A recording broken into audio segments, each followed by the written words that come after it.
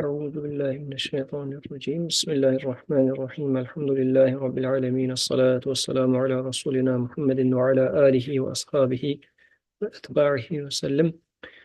Assalamu alaikum wa rahmatullah. So this is our third session for the purification of the self. Very quick recap for the first two portions.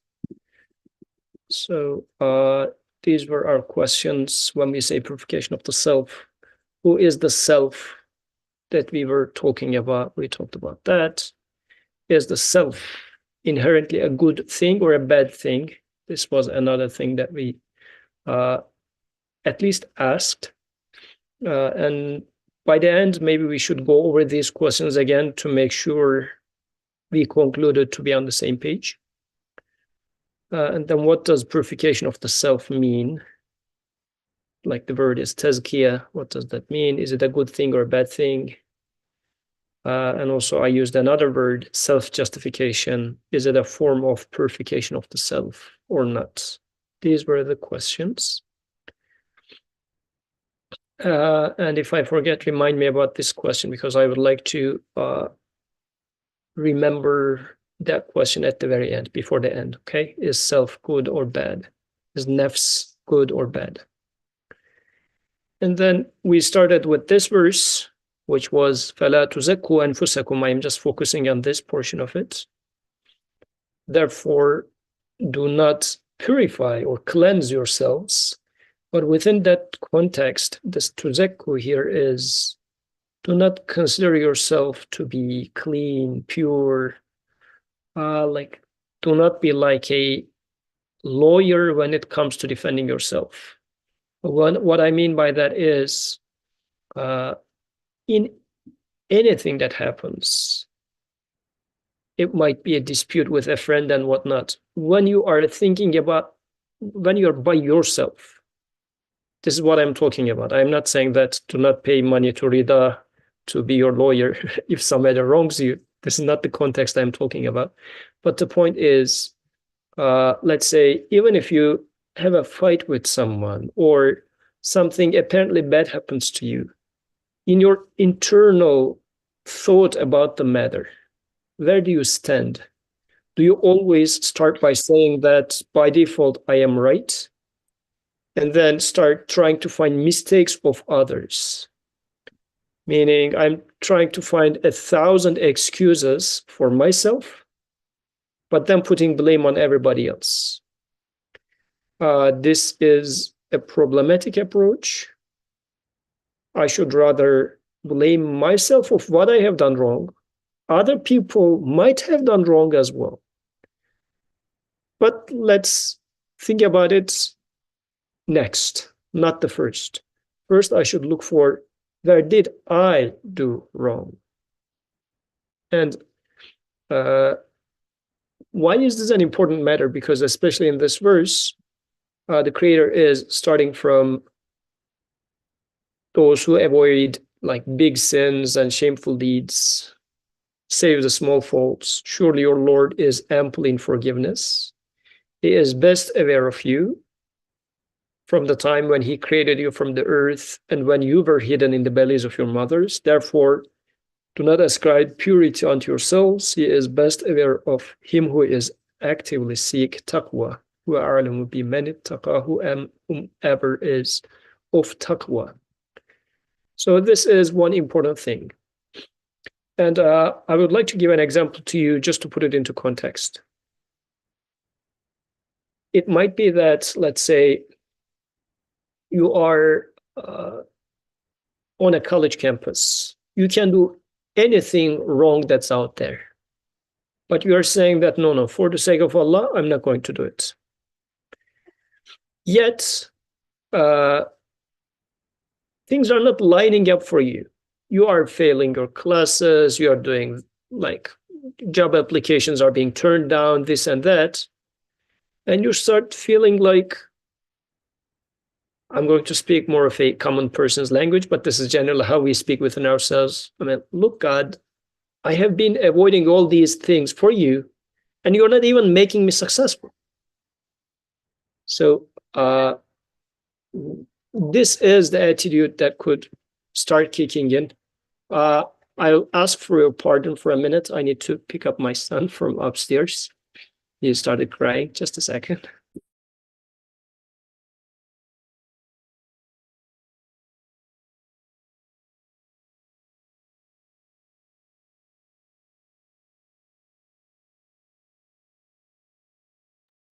Rita, do you know if Drexel shuttles are operating today? I don't know the answer to that, but I assume not. I'm sure there's like they have a website or something with updates. Okay, I'll check. Thank you. I think there's a sports game that's on campus, or something like that, because all athletic events are still on. I don't know if it's today or sometime during the weekend, but I think it's strange because they keep everything on for athletics, if that's the case.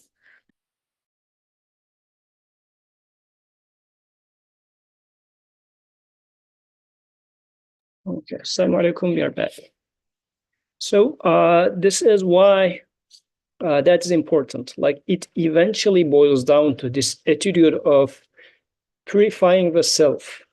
It's not only when I am having an issue with a friend and whatnot, but it eventually becomes the case when I start blaming the creator. Like in this case, for example, you have an expectation from the creator saying that, look, I avoided all this stuff so that I was in expectation from you for something, and you're not paying me back. How dare you? Again, I am pointing my finger at the other, which is now the creator. So, but it became a habit. I was taking the same attitude when it was human-human relationship. Me and my wife, me and my friend, I was always the person who has the right. When it comes to my relationship with my creator, I do the same. I say, I have the right, you are the wrong one. How dare you don't give me success? So this is why human-human relationships are a good, if you like, sandbox where we learn how to behave. But that behavior eventually is between me and my creator. So this is why, practically speaking, do not purify yourself, meaning when you're having this quarrel with someone or something hard is happening in your life, first check yourself for yourself. Where did you do wrong? Rather than trying to point fingers at others. Then this was another thing we talked about. وَلَا تَكُونَ كَالَّذِينَ نَسُوا اللَّهَ فَأَنسَاهُمْ أَنفُسَهُمْ. And do not be like those who forgot Allah, and He made them forget their own souls. Such are the rebellious transgressors. So I'm going to move fast forward. We talked about this last time, so I'm not going to mention these. So here we have the other one. Okay, here's the other one. This is Zainab. Okay, and this is Ali. Okay, so let's move on. Okay, so this is where we did study last time. ما أصابك من حسنة فمن الله وما أصابك من سيئة فمن نفسك. Whatever good happens to you is from Allah, but whatever evil happens to you is from your soul. This was something that we studied last time, and I was giving the example of if something good happens, MSA president is going to take the credit. If something bad happens, then the vice president is going to be taking the blame. What sort of a justice is that, right? Because this one is saying that if something good happens to you, then it's from Allah. If something bad happens to you, it's from yourself. And this is related to our initial question, is self something bad inherently, right? So, and this topic, as we were discussing last time too, is very important about understanding of qadar. This is where really qadar, an important aspect of qadar comes into picture. I'm going to repeat that example again because I think that repetition is necessary. So, as a teacher, your teacher teaches you everything about a class, right? Puts all the resources Like the lectures are perfect, readings are perfect, textbook is perfect, practice, lab time, everything. Assignments are even, imagine the teacher assigned individual assignments per student, not one assignment and everybody does the same, but handcrafted assignments relative to students' level. Okay. Then you become successful in the class. So the teacher comes and says, well, you should, because I designed the class so well. If you do not mess it up, you would have become successful. All the credit goes to me. Again, this is an example though, because in our life, it looks like still as a student, we have a room to study, but take it with that perspective.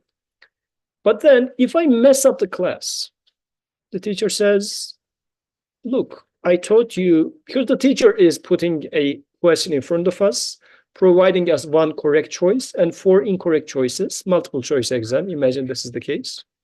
If I choose the right choice, teacher would say, yeah, I mean, good. This is what you were supposed to do because I taught you everything. Everything was in line. I mean, if you didn't close your eyes during the class, you should have answered that. But if I choose the wrong answer, then teacher would come and say, look, I taught you everything correctly, yet you went ahead and choose this wrong answer. Responsibility is now yours. So, ma asabaka min hasanatin famin Allah. Creator is giving you the whole life, giving you all these senses, even giving you this conscience in you, through which he teaches you what is right, what is wrong. On top of that, he teaches what's right, what's wrong with revelation. On top of that, he teaches you what's right, what's wrong with the prophets and students of prophets. Like, it's not like prophet died 14 centuries ago and that's it.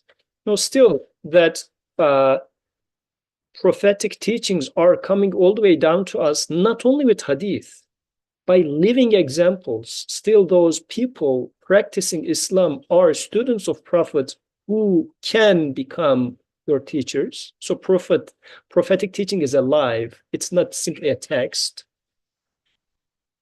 And on top of that, there he is. You experiment with it in this life, and Creator either says, if you do right, he gives you success. If you do wrong, he gives you these feelings of, oh, it didn't work out. So the Creator says, look, I set up the whole system for you so that you choose the right choice. If you choose the right choice, that's what you were supposed to do. But because everything was, I mean, as if the teacher was showing, like, choose A in the class, right, during the exam time. But if you go ahead and choose B, the wrong answer, C, the wrong answer, then the teacher says, look, the whole system was working for you so that you become successful. But look what you did. This is because of your choice. So the wrongdoing is because of your choice. But the good outcome is because what I ordained, what I set it up for. This is where your choice is in place. This is why I should blame myself for the wrong. I take responsibility for the wrong that I do. But for the good that I do, I cannot claim credit for it. This is really the gist of Ibrahim Abdul Wahab. Is that's good? Somebody have a comment? Yes, Saad, go ahead. Okay, maybe it was. If that was a comment, go ahead. Otherwise, if it was a mistake, that's fine. No, my mic was just unmuted. Okay, that's okay. So that is the gist of Qadar, really. The belief in Qadar, the point of belief in Qadar is, why is it part of Aqidah? This is really the gist of it. Human, you cannot take credit for the good, because good is God's creation, God's will, but the wrong choice is your responsibility. Inshallah, in the future, when we study Qadar, we will get back to here, but it's so related. You see the purification of the self is so related to qadr. And then now comes the other side of purification of the self. And probably this is what the initially asker, the person who asked that, was asking for.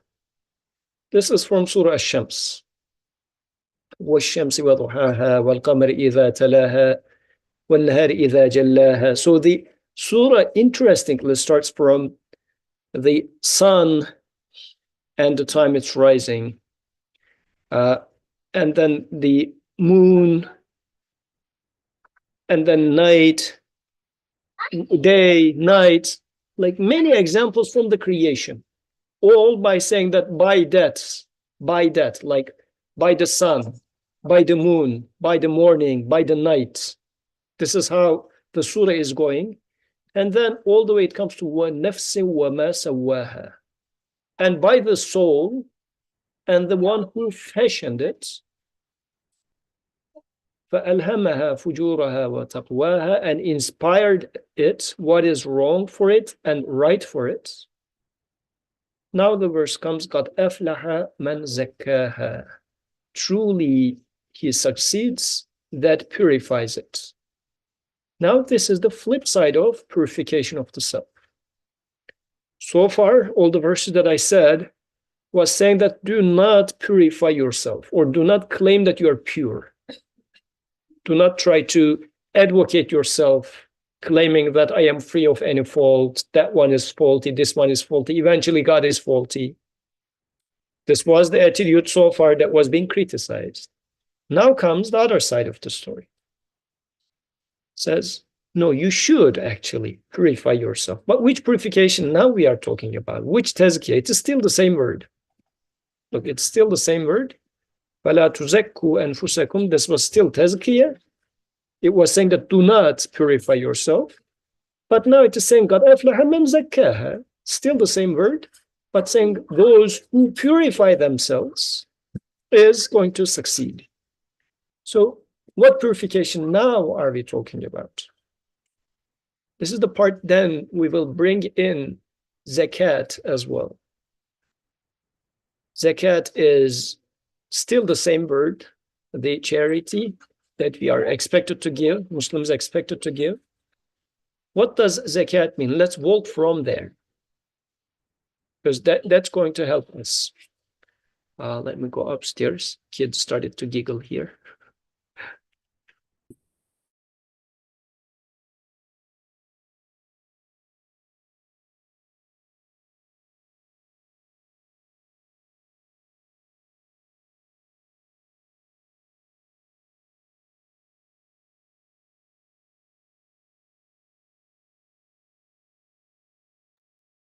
Yes, kids were playing snow outside.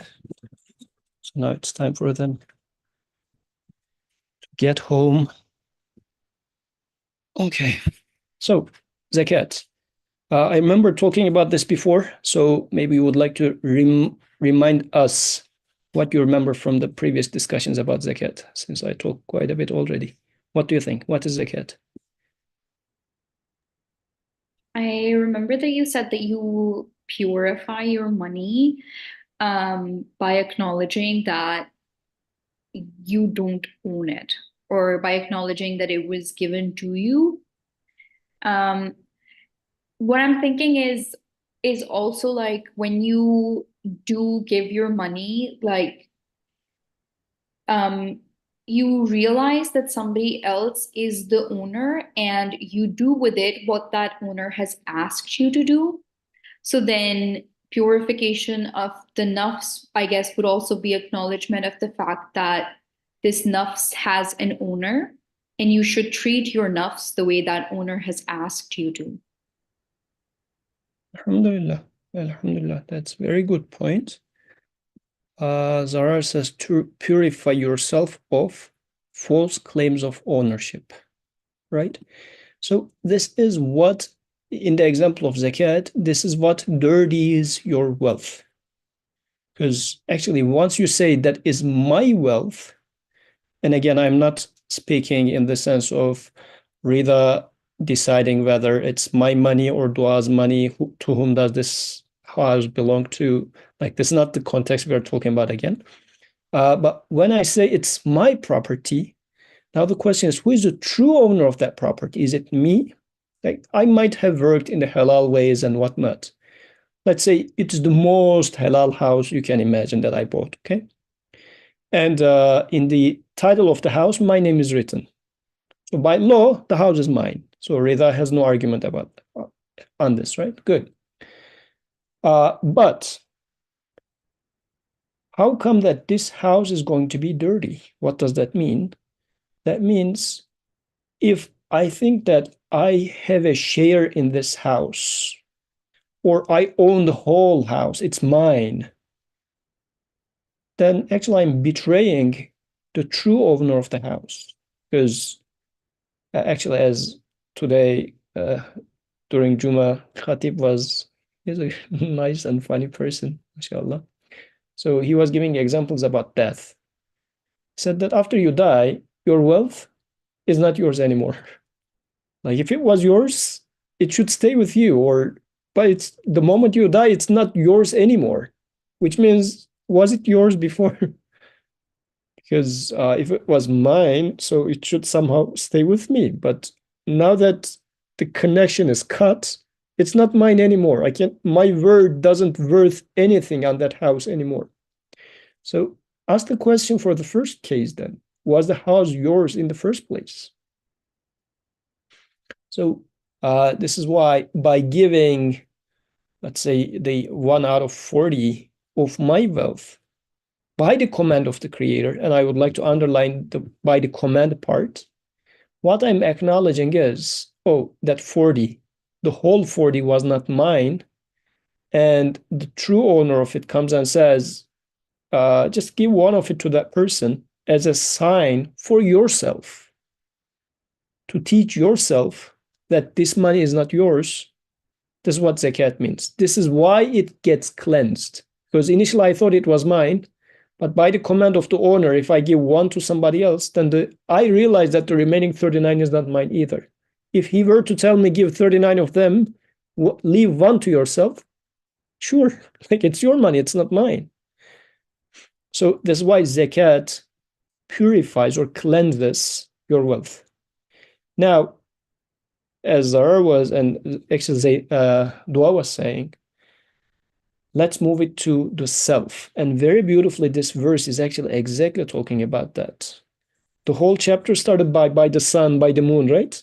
And yeah, sun has a creator. Moon, the same one, also creates the moon. It comes down from the outside world. The day, yes, the same one is creating the day. Night, yeah, the one who creates the day is creating the night. Comes all the way, wa nafs. And yourself, the Creator says, I, the same one who creates the sun, is creating yourself too. You do not own yourself.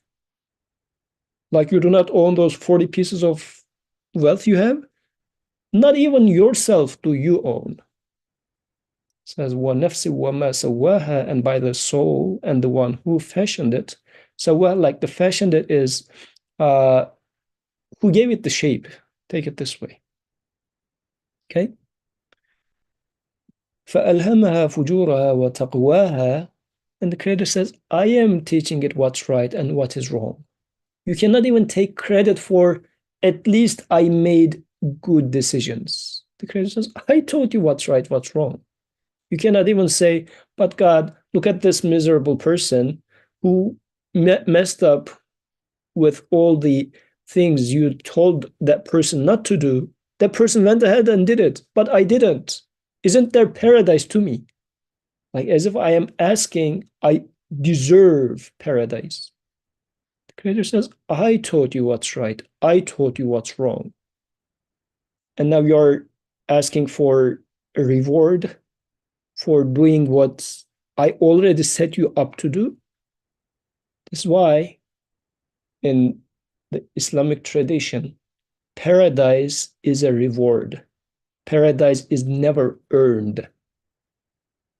It's not a right. It's a reward. But hell is deserved. Why? Because I have been instructed to pass this class. Everything was like, except maybe taking my finger and putting on the right answer. Everything was put all the way down to there. I am using again the classroom analogy. And I say, oh, it's my success that I became a valedictorian of this class. Teacher would say, look, everything was set up for you to do that. If you did not become valedictorian of your class, you would be responsible.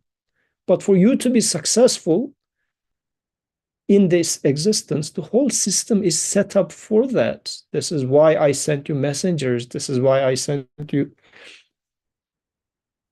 And very interestingly, this is again, I'm going to take this back to the previous verse. وَأَرْسَلْنَاكَ لِلنَّاسِ رَسُولًا. The Creator is saying that we sent people teachers. I mean, in here it is, we have sent you as messenger to mankind, but you can generalize this. The Creator says, I sent messengers to people. I taught them everything. Yet, you want to take credit for your success and blame the Creator for your failure? What sort of a thing? It should have been just the opposite. Give credit to whatever is good to the Creator and take responsibility for whatever bad you chose and you messed it up. And then when it comes to the self, purification of the self means I do not own this self. It's not my life, my choice. It's not, I don't know, I shouldn't go too political, but my body, my choice, or whatever. Like the Creator is saying that I own you. I taught you what's right, what's wrong. Cleanse those false ownership claims over yourself. Realize that you are being given life, you are being given health, you are being given ideas, you are being taught. فَأَلْهَمَهَا, this is why this is a beautiful word. فَأَلْهَمَهَا is being inspired. This is how we do it, right? Sometimes we say, let's make a sanity check. When doing a hard homework or in the classroom, teacher teaches something, and then student immediately gives the answer, and then teacher says, okay, that's easy. How about if the question was like this? Then the entire classroom is thinking, and then you raise your hand and give the answer, and the professor says, excellent. How do you feel? Do you feel smart? You feel like, wow, I answered it. Where did this idea come to you from? Nobody else in the classroom came up with the answer, but you did, right? You thought for it, and you gave the answer, right? And now you're proud of yourself because you found the right answer. And teacher said that, oh, you did a good job. Do you really deserve that praise? What do you think? I only see two people's face. That's why I can only ask them, but the rest of the people, please chime in. What do you think? If there's any nerds in the classroom who raises their hand and then the teacher praises them, do you deserve that praise? We talked about this before in a tafsir class, maybe in the summertime, and the answer is no. And it wasn't, I think someone else was like in the middle of talking and they displayed this example because the thought slipped their mind. So it just shows that, the answer wasn't theirs to begin with if they can so easily forget it in the first place. Yeah, very beautiful. So this is how I would purify myself. I would say that, no, I do not own this self. Because what constitutes the self? If you think about it, for example, who is me? Everybody would define themselves with especially what is the identifying things, right? Of course, two eyes, two nose, like one nose with two nostrils and whatnot, the exteriors of me. Then I would say, oh yeah, I'm not too good in arts, but in math, in engineering, like I start explaining these are the components of me, right? What makes me me. Even some people become so invested, let's say, in their sports, in their arts, or in their sciences, and then they say, when you say, oh, who are you? They say, oh, yeah, I am Dua, a mechanical engineer. I love my job and whatnot, right? Defining herself with the title, with the, do you own that?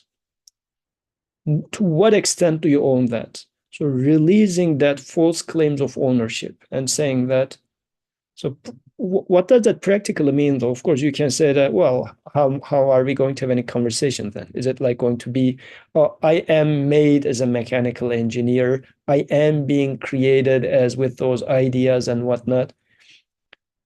Let's first resolve the issue in our understanding, then eventually that's going to be reflected in our tongue as well.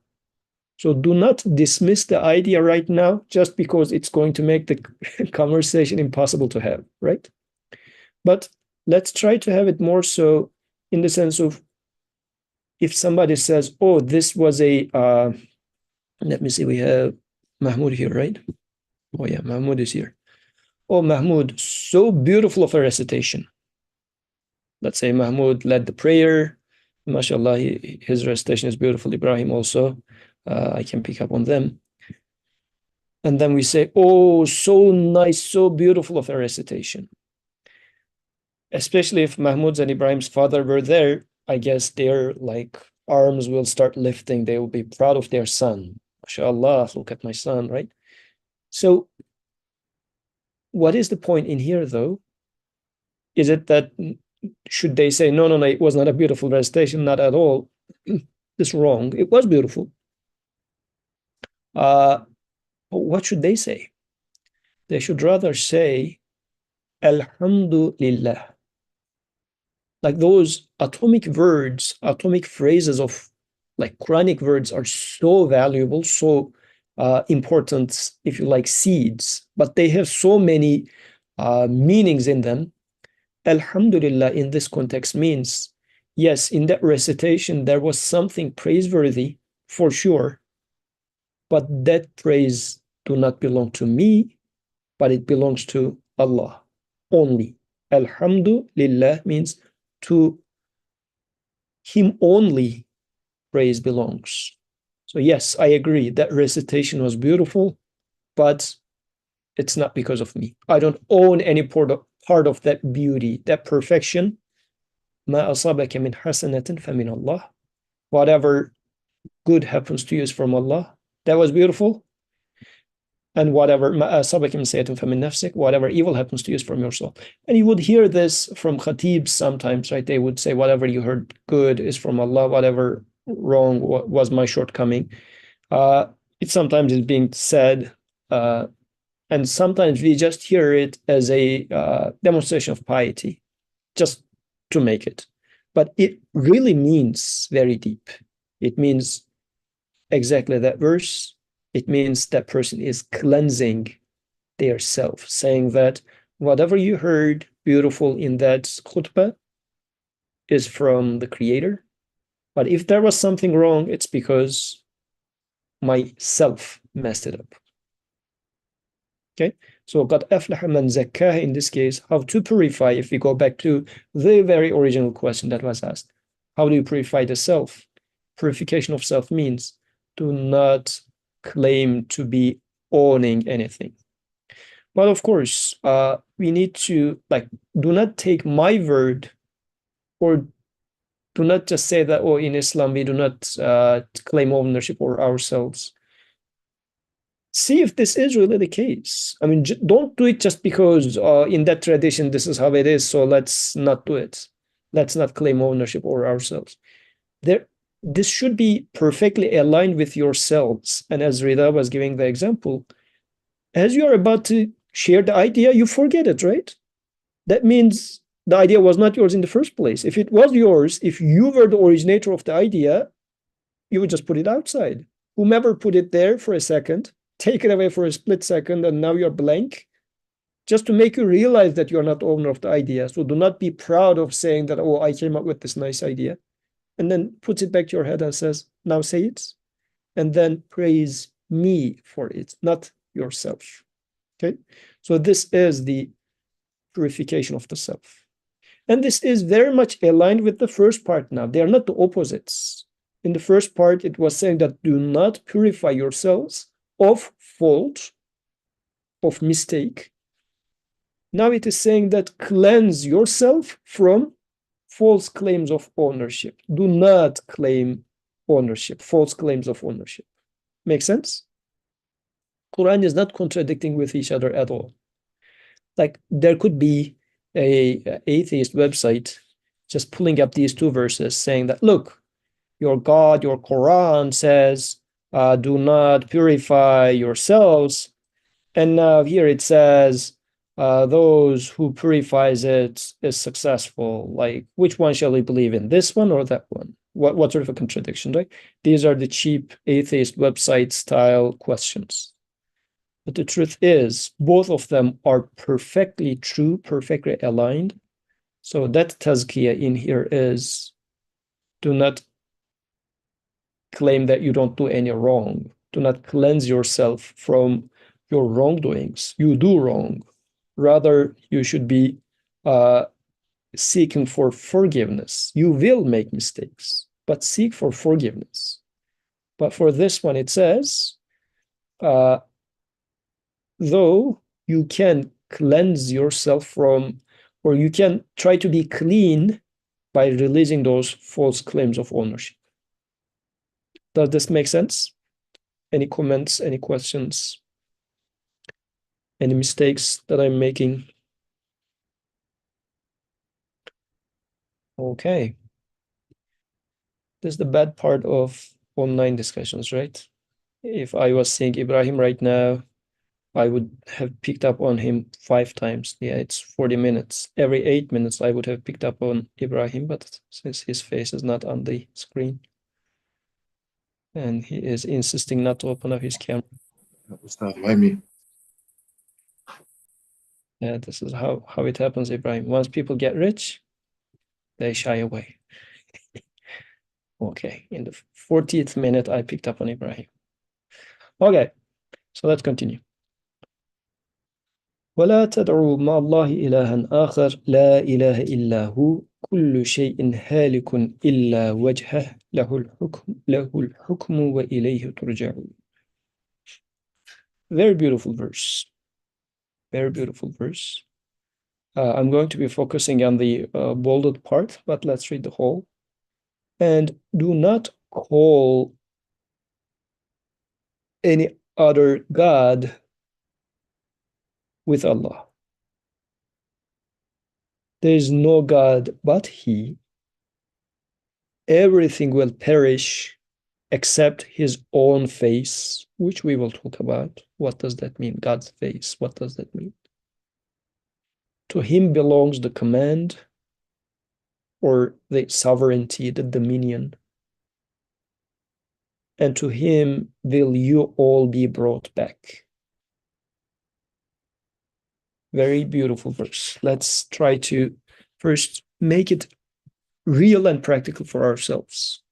What does it mean? The first one, وَلَا تَدْعُوا مَعَ اللَّهِ إِلَهًا آخَرَ. Do not call anybody with Allah. Do not call any God other than Allah with Allah. Yes, Rida. We talked about this also in tafsir class, and we used the example of water, because we often identify water as the thing that quenches our thirst, but it's not. It's like God. So I think that's what we were referring to then. Yes, yes. So that's a very good example to exemplify the concept, right? We do think that water is going to quench my thirst. If I am thirsty, I don't open my hand and say, oh God, quench my thirst. I go to the fridge and get the water, right? And now this verse is saying that do not call anybody besides Allah, like with Allah. You are calling Allah and calling somebody else at the same time, just to make sure. Don't do that. What does that mean? Shall I not go to the fridge now? Like only ask God for getting quenched? What does that mean practically, right? How do we do that then? Like if expecting quenching from water is wrong, then what do I do? Shall I not drink water?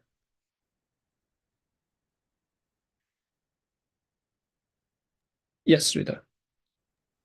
I think we also talked about this where you, or I think it was Dua's point in a tafsir class, where she said you have to start with Bismillah because then you're recognizing where it comes from.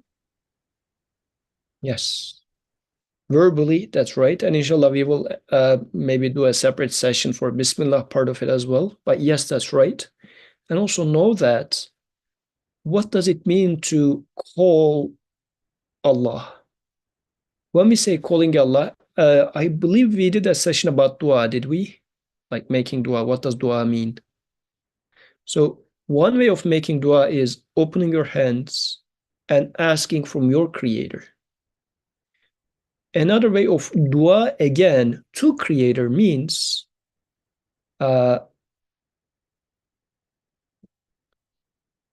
acting in a certain way, but still asking from him. Like, for instance, let me give an example for that.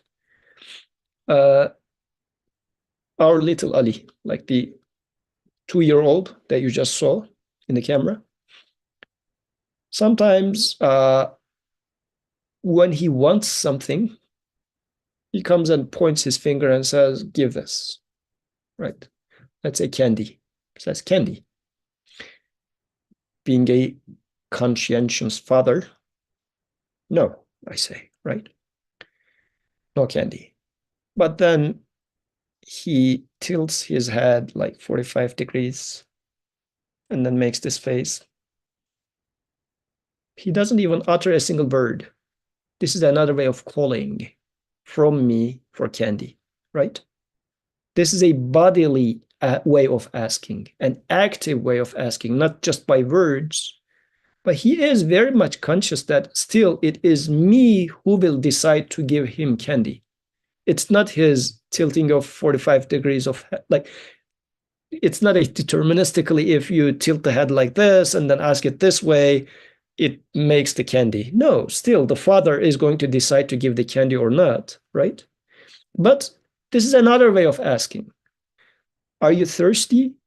You can ask for quenching by opening your hand and saying that, oh Allah, send us rain. Another way for asking from the same creator is go to the fridge, take the water, but still know that quenching is going to be given to you by the creator, not the water itself. So sometimes we do call to Allah and to something else at the same time. So this, okay, so Kadir's mic was open. If this was a comment, Kadir, please re-say it in English. Okay, now that I used that opportunity to pick up on Kadir too, let's move on. So, Can I add something to that? okay, go ahead. And I think like if I'm reading the first 3 verses or the first 3 lines together, it's I feel like it's also like God telling us like what the guidebook is for what makes a God. And it's that, oh, like if you start to give something a share in that godliness, just think to yourself, is it going to perish? Or is it like dependent on something else to live?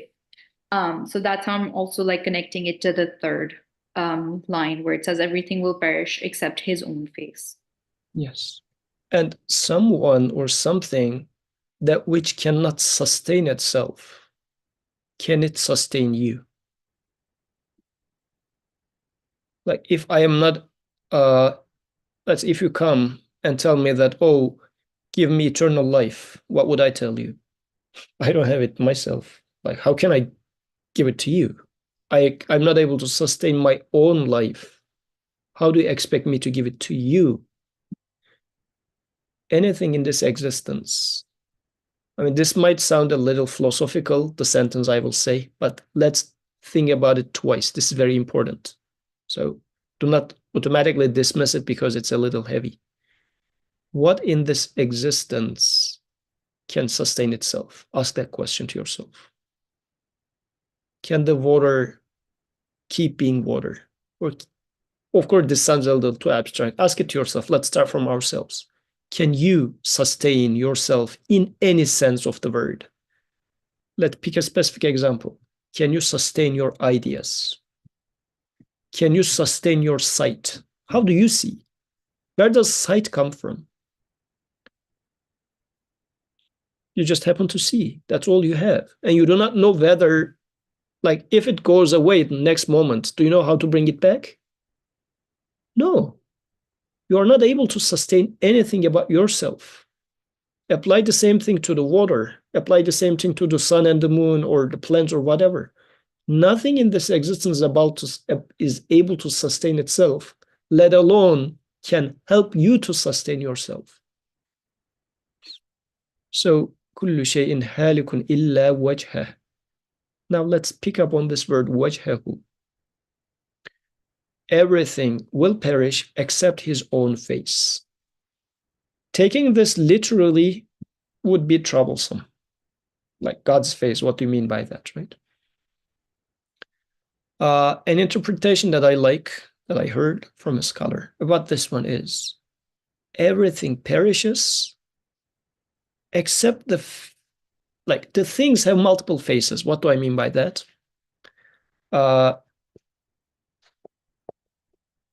Okay, let's give an example so that it's going to be easy. Okay, here is a hair clip of Zainab. Okay, so that hair clip, let's assume that hair clip is gifted to Zainab by grandmother. Okay, her grandmother. That hair clip has two faces. One is, it's a Minnie Mouse, and it's just, I don't know how many grams, and it's made up of this and that, like the properties of this hair clip. This is one face, one aspect of this hair clip. The second aspect of this hair clip is, it is a gift from grandmother. Okay. This hair clip, as it happens in our house a lot, will get broken eventually. The aspect of this hair clip that looks to itself, this will perish. This will get broken. It will start not functioning within, at most, I guess, 3 months. This is the lifetime of a hair clip in our house. But then this, after 30 years, if she remembers, maybe if we just take a picture of this moment, and if I show that moment 30 years later, if I'm still alive, to Zainab and say that, you remember this hair clip? She would say, oh yes, that was my grandmother's gift to me. That aspect of this hair clip will not die. The face of this that looks to grandmother survives. But the hair clip itself died years ago, 30 years ago, right? Everything in this existence has faces. One is water, like my hair is hair. Or you would say, oh yeah, I have a beard here, some of them black, some of them white. These are the DNA sequence of this hair and whatnot. This is the face of this hair that looks to itself. But how about the face of this hair that looks to its maker, its creator? Oh, somebody who cares, who knows art, individually created this hair different than this hair. It's not like the paintbrush, paint bucket tool in paintbrush, just painted the whole face with brown. He didn't do that. Individually painting every single hair in my face with different shades and whatnot. Even if all my hair falls off, that aspect of a artful, skillful creator is creating me. That aspect does not die. So the aspect of the creation that looks to their creator does not die, but everything else dies. Does this make sense or no? Rita, what do you think? Was it, shall I repeat any part of it? I think it's good. I understood it. So, كل شيء هالك إلا وجهه. Why is that important? And how is that related to self-purification? Which part of things do you get attached to in this life, including yourself? Because yourself will also perish. I will die, they will bury me under dirt. And anything that I would say mine would disappear as it looks to me, to my side. But how about me as a human? Do you see yourself as a gift of the Creator, as an artwork of the Creator? That relationship doesn't die. This is the eternal aspect of human. But purification of the self, let's combine the whole picture now, okay? If I say, no, I am smart, I am handsome, I am strong, like claiming ownership over them, that strength that I claim ownership will perish. The intellect that I am proud of will die. But if I say, I am being given ideas, the one who gives ideas do not die. That aspect is eternal. So if I cleanse, purify myself of those false claims of ownership, that means you will not perish. You will not die. This is why there are beautiful poems. One of them was saying that the one that dies is like the animal. The true lovers do not die. And the poet in here is referring to love of God. That aspect of you do not die. The one who attaches or focuses on the fact that I am a handwriting of my Creator. This is what I am. As long as my Creator is alive, which he is Al-Hayy, then you don't die. This is why Mu'min does not die.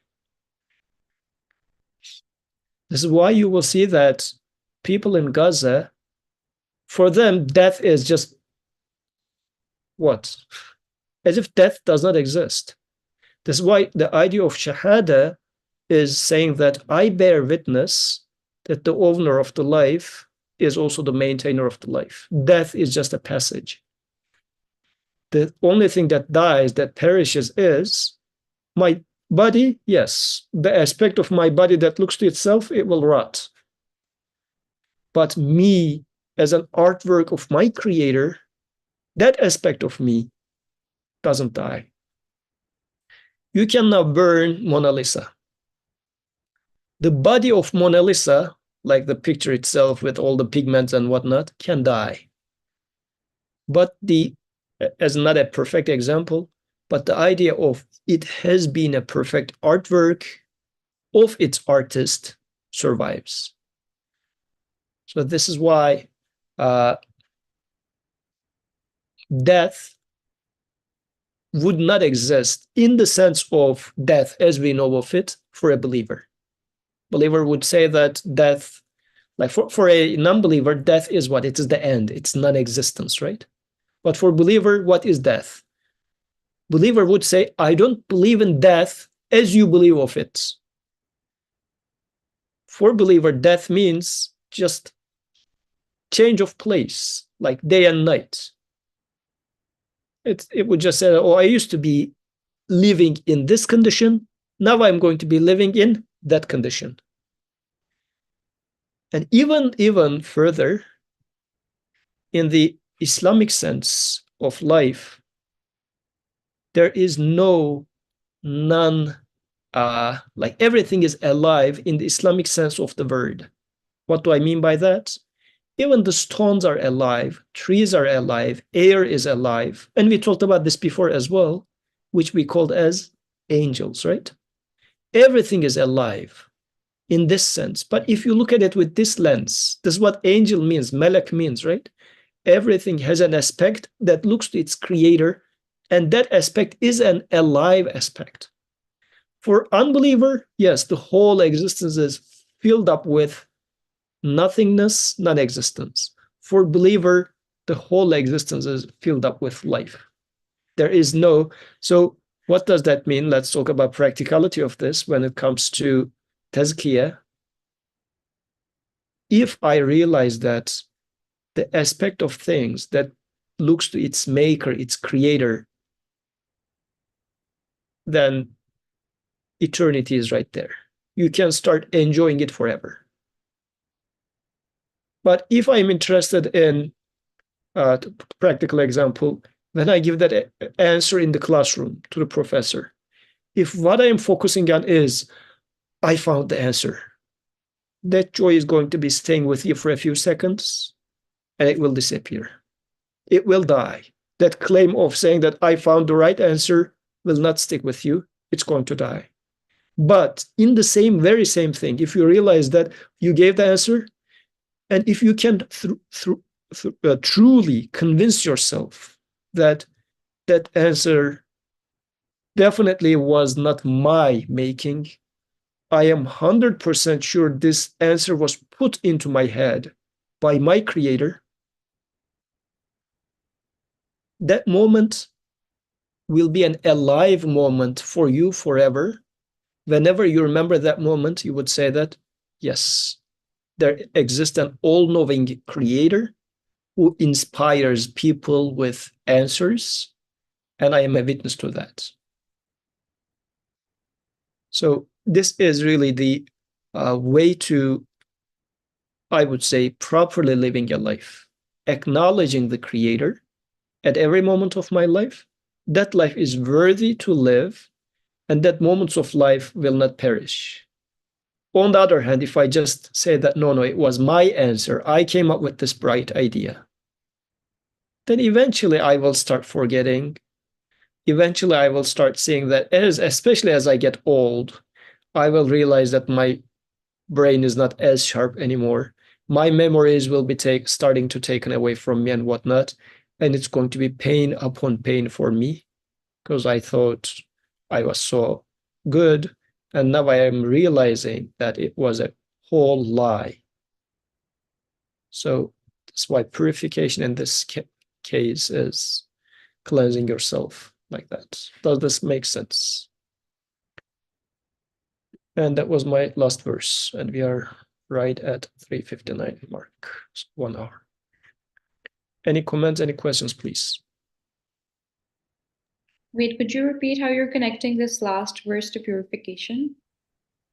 So this purification in the sense of this one here, right? قَدْ أَفْلَحَ مَنْ زَكَّاهَا. Release those false claims of ownership. This is how you purify yourself. And then كُلُّ شَيْءٍ هَالِكٌ إِلَّا وَجْهَهُ.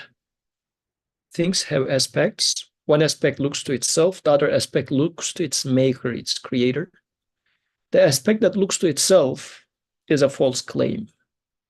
This hair clip is beautiful. I am smart and whatnot. These are all lies which needs to be cleaned up. I am not smart. I am being given ideas. I am being given intellect. This is the true version of saying it, right? So, because this is real, the second phase. Like you can see a smart person. There are two aspects here. One is this person is, let's say, 160 IQ, you can say, or you can say this person is given a sharp intellect. The owner of the intellect is the one who keeps giving ideas to that person. The person does not own those 160 IQ. If I just look at it with this 160 IQ, that IQ will get into grave and will die. But if I look at it as, if I cleanse this false claim of ownership and say that, no, the one who keeps giving ideas to that person is the one who is all-knowing, who is the creator, al-alim, of this universe, then this is how I cleanse it. So كُلُّ شَيْءٍ هَالِكٌ إِلَّا وَجْهَهُ. If I live with this consciousness, that is what it means to be cleaning the self. Make sense? Yeah, thank you. And then how can we think of wudu in this sense? Wudu. Okay, so what does wudu signify, right? So, which applies to all actual acts of worship. I should try to load meaning onto those actions as well. So cleaning those body parts is saying that I have done wrong. I didn't properly take care of what I do with my hand, with my mouth, with my ears, with my face, right? Saying that physically, I am reminding myself to say that release the false, like first assume, because we talked about two aspects of purification. First, assume the responsibility on yourself. This is why you are cleaning them. You are not saying that, oh God, come and clean me. You're saying that I am, like wudu is a way of saying astaghfirullah physically. Because if you did something wrong, astaghfirullah means I did wrong and I'm taking the responsibility. This is how you start cleaning your wrongdoing, right? Istighfar. And this is the difference between Shaitan and Adam alayhi salam. Shaitan blamed God, saying that since you misguided me, then in retaliation, I'm going to be sitting before your servant's path. But what did Adam alayhi salam say? I did wrong. So istighfar is starting to cleanse yourself by how? Living by this, saying that I was wrong. Wudu is a physical manifestation of saying that with my hands, with my eyes, with my mouth, ears, I did wrong, and reminding me of that and cleansing it. So taking this personal initiative to istighfar is very important.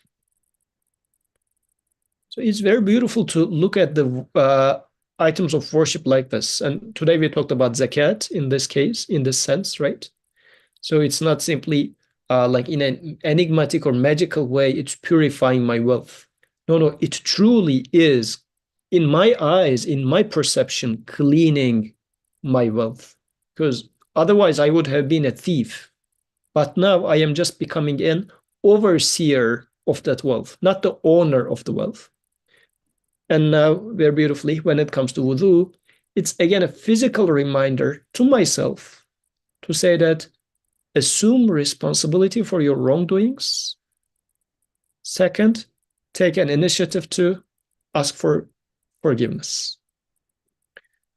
And if I do this, consciously do this with wudu, then in my day-to-day activities, in my internal talk, I will have this mindset too. I will not blame the creator. I would blame myself for my wrongdoings. And I will not take credit for the good deeds that I do, but rather say, no, good deeds truly belong to you, my creator. Wrongdoings truly is because of my false choices. And you can extrapolate this along the same lines you can think about other acts of worship too. Ibrahim, you have a comment? Or it's a mistake for microphone being open? Mistake, but I did want to say, I like how you connected, as in cleansing the fact that ownership does not belong to us, and removing that aspect of the face value of the item or whatever it is that we are looking at. Yes. So probably I missed the beginning part then. Sorry? Can you say it again? Probably I missed. No, I was saying that the way you connected, as in removing personal ownership over something, and also the face, looking at the face value of an item, explaining where you said everything will perish except Allah's face. Mhm. Yeah, that connection made sense. That's what I wanted to say. So just one final note here. So just to, since I talked a lot about this, a single sentence summary about this God's face or his own face here, I would say that everything perishes except the face of that thing that looks to God. Okay? So if you would like to take a single sentence summary of what does this wajhahu refer to? The face of the things that looks to its maker, its creator. This is how I understood it. جزاكم الله خير. So let's conclude here. سبحانك لا علم لنا إلا ما علمتنا إنك أنت العليم الحكيم. وآخر دعواهم أن الحمد لله رب العالمين. الفاتحة. Wait, did we tie it to the first question that you asked us to remind you of? That's good. Okay. Is self nafs good or bad in this case? Yes, very briefly. Let's talk about that very briefly, since we are out of time. So, what I understand from this self in this case is, I'm going to give an example for that. Because Tuesday, somebody asked an important question about this regarding, like, Quran talks about shaitan, Quran talks about nafs. So shaitan is commanding us to do bad things, but then self, nafs, is in Quran described in various states, described as the one evil commanding soul, but also nafsul mutma'inna, like the mutma'inna. Ibrahim, help me with the English for that. Satisfied soul. Okay. So it looks like nafs could be good, could be bad. So what is nafs? Nafs is, to give an example, I'm going to give the same example that I gave on Tuesday. You might be having a desire for eating sweet. Okay. I'm going to give a toy example. You extrapolate that. Humans are not put with limits to their desires, right? You can become just addicted to eating sweet. And you cannot stop but eat more sweet, right? Then you become diabetes and you start harming yourself. This is a material example I am giving, but you can apply it to proper matters of belief. So now I used my nafs, which was saying that give me more, give me more. And by my choice, I didn't put a boundary. And let's assume there was a rule which was saying that you shouldn't be eating more sweet than this much. I didn't pay attention to that rule. I went beyond the boundaries. So my nafs in this case, I just spoiled it and I harmed myself. But on the other hand, the same nafs, if I tame it, I just say, no, I will taste the sweet and leave it there, but use this experience for offering my thanks to my creator. The same nafs, the same desire for sweet could be used for good, could be used for bad. So inherently, nafs is neither good nor bad. It could be good, it could be bad. It's a tool. It's like, if you like, it's like knife. Knife could be a good tool for in the kitchen, but it's a horrible tool if you're going to kill people with that. Like, it could cause harm. It could cause, because what does knife say? Knife says cut, right? But it doesn't say cut throat of a man or cut a, I don't know, chop off pepper. How you use it. So nafs could be used in both ways. So in itself, that's why Quran is, and that's why the messengers are there. They are instructors to us to tame this self, to properly tame this self. And this is why there was a version of tazkiyah that Quran says, no, don't do that type of tazkiyah to yourself.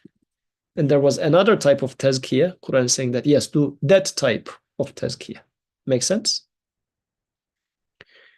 So this was a very short, but yeah. Kadir, you have a question, or this is another? That's correct. No, I have a question.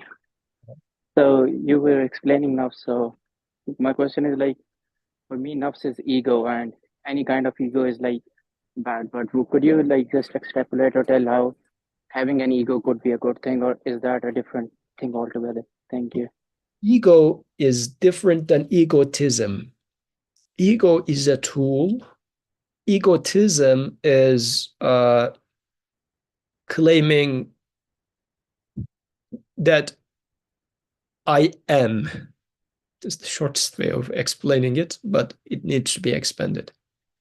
Shall we make another session about that, ego and egotism? It might be a little boring for some people, but it's a very important topic. I don't want to, well, just 2 minutes for you, Kadir, if you take your answer out of that. But otherwise, this is truly worthy of at least one session, if not more. So And again, my example is going to be ego is like a knife. You can use that knife for good. You can use that knife for killing people. And in the case of egotism, that I-ness, like the idea of me, is given to you as a measuring stick. What I mean by that is you make a house and you, let's say you build a house, and looking at the house, you say, oh, I built this house. Now you're claiming ownership over building the house, right? By using this as a measuring stick, you say, oh, but look at the whole world. It's also built. So I used knowledge, I used my engineering knowledge to build this house. Therefore, there must exist someone who is so knowledgeable who built this whole globe of world. So by using your relative understanding of knowledge and your relative claim of ownership of knowledge, you concluded that there must exist an all-knowledgeable creator who created the world, right? But the issue is, after realizing this, you should turn back and question yourself. Was the knowledge belonging to me in the first place? If you insist, yes, it was, this then becomes egotism. But if you then go back and say, well, the one who created the world also created my knowledge and my house, then this is the proper use of ego. This is tazkiyah, releasing that claim of ownership, the egotism. But still, the tool, ego, ana, self, will stay with you, if that helps, Kadir. But inshallah, we can open this up in a separate session. Okay? Okay, thank you very much. Okay, جزاكم خير. Okay. سبحانك لا علم لنا إلا ما علمتنا إنك أنت العليم الحكيم وآخر دعواهم أن الحمد لله رب العالمين. الفاتحة.